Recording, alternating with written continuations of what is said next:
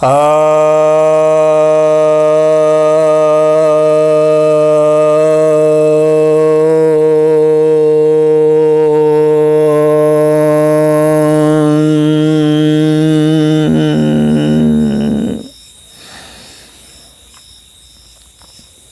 भक्तजनों को सप्रेम नमन। भक्तों, आज मैं आपके समक्ष महर्षि पतंजलि द्वारा रचित योग सूत्र ग्रंथ के प्रथम अध्याय यानी समाधिपाद के 25वें सूत्र पर चर्चा करने जा रहा हूँ। यह सूत्र कहता है, तत्र निरतिशयम सर्वज्ञ बीजम, अर्थात उस ईश्वर में, जो पहले के जो सूत्र थे उसमें ईश्वर के विषय में बताया था, तो यहाँ पर तत्र से उस ईश्वर के विषय को इंगित किया गया है। उस ईश्वर में सर्वज्ञता का बीज अतिशय रहित है, निरतिशय है। अब यहाँ पर हम देखेंगे कि निरतिशय क्या होता है। निरतिशय का अर्थ होता है अतिशय रहित।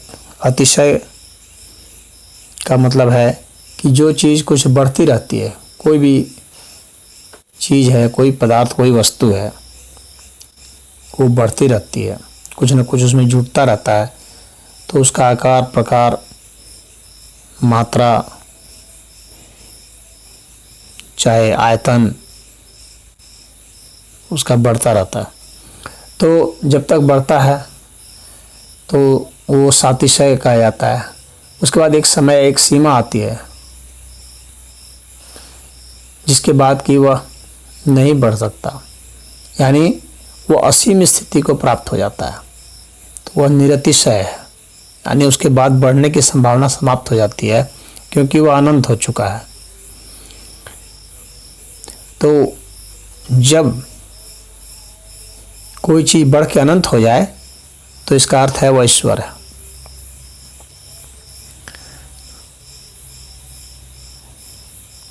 अगर सूक्ष्मता में भी बढ़ते हुए अनंत हो जाए, बढ़ने का अर्थ यह नहीं है कि सिर्फ वो साइज में बड़ा होता जाएगा, सूक्ष्मता में भी बढ़ सकता है, यानी छोटेपन में भी बढ़ सकता है।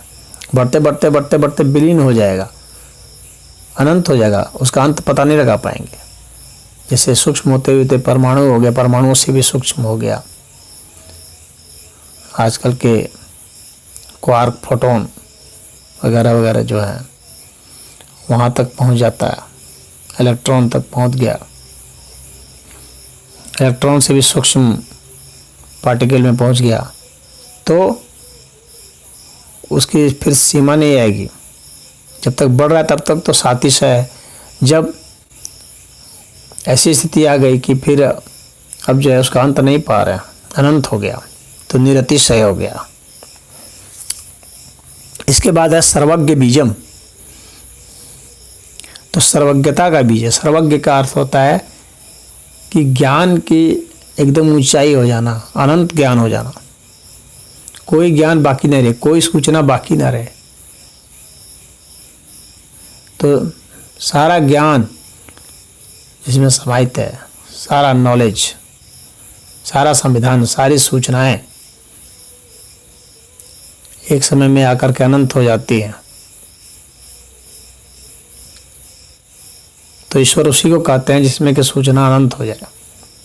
उसके पहले जितने भी योगी लोग हैं उनमें क्या है, सातिशय होता है। कोई योगी कुछ जानता है, कोई उससे कुछ ज़्यादा जानता है, कोई उससे भी ज़्यादा जानता है,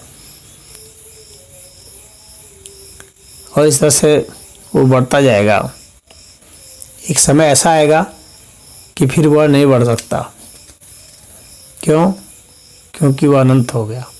तो जब अनंत हो जाता है, ज्ञान जब अनंत हो गया, तो वह ईश्वरत्व को उपलब्ध हो गया। ईश्वर के और भी जो है आधार बताए गए हैं, उसमें धर्म है, वैराग्य है, ऐश्वर्य है, यश है, श्री है, संपत्ति, प्रभुति,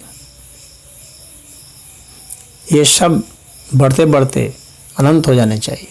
यानी किसी भी क्षेत्र में, जिस भी क्षेत्र को आप उठाएंगे उस क्षेत्र में अनंत हो जाना चाहिए, तो वह ईश्वर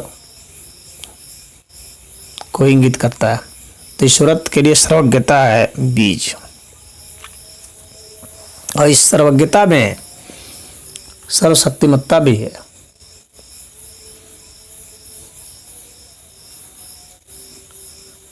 तो सर्वशक्तिमान, सर्व ऐश्वर्यमान, सर्वधर्ममान, सर्ववैराग्यमान, सर्वश्रीमान। तो यहाँ पर यही अर्थ बताना है इनका कि बढ़ते बढ़ते अनंत हो जाना चाहिए। जब हमारा ज्ञान बढ़ते बढ़ते अनंत हो जाएगा तब हमें समझना चाहिए कि हमें ईश्वर का बोध हो गया। कहने का मतलब यही है, यहाँ ईश्वर का बोध हुआ है या नहीं हुआ है, तो इसका अर्थ सर्वज्ञता से ही लगाया जाएगा। जब ईश्वर का बोध हो जाएगा तो सर्वज्ञता हो जाएगी। उसके पास प्रश्न कोई भी हो, उसका उत्तर उसके पास रहेगा, क्योंकि वो ईश्वरत्व को उपलब्ध हो गया, तो सर्वज्ञता को उपलब्ध हो गया। तो जितने अंश में है वह, यदि वह योगी है, समाधि में चला जाता है तो सिद्ध योगी है। लेकिन यदि कोई ईश्वर होने का दावा करता है कि हम अवतारी हैं, तो ऐसे हैं वैसे हैं, तो यदि कोई ईश्वर होने का दावा करता है तो उसको सर्वज्ञ होना जरूरी है। और यहाँ पर बीज जो शब्द है, सर्वज्ञ बीजम, बीज का अर्थ हो गया कारण। तो भूत, भविष्य, वर्तमान, ये काल के कारण और अन्य जो पदार्थों के कारण महतत्व है, चालपत्व है, कोई भी जो कारण है, कार्य कारण का जो संबंध है, ये सब बीज के तहत आता है। तो ईश्वर के पास जो है ज्ञान का बीज है, और ज्ञान का फल भी है, और वृक्ष भी है। तो ज्ञान का वृक्ष भी है, ज्ञान का बीज भी है, ज्ञान का फल भी है, यानी ज्ञान की हर चीज़ उसके पास है, वो ज्ञान का मूल भी है। तो इसलिए सर्वज्ञ बीजम इसको कहा गया है ईश्वर को। तो समाधि में जाने पर सातिशय ज्ञान की उपलब्धि होती है। वही सातिशय ज्ञान धीरे धीरे निरतिशय ज्ञान में बदल जाता है, तब इसको ईश्वर लाभ होता है। यही इसका तात्पर्य है। ओम हरि।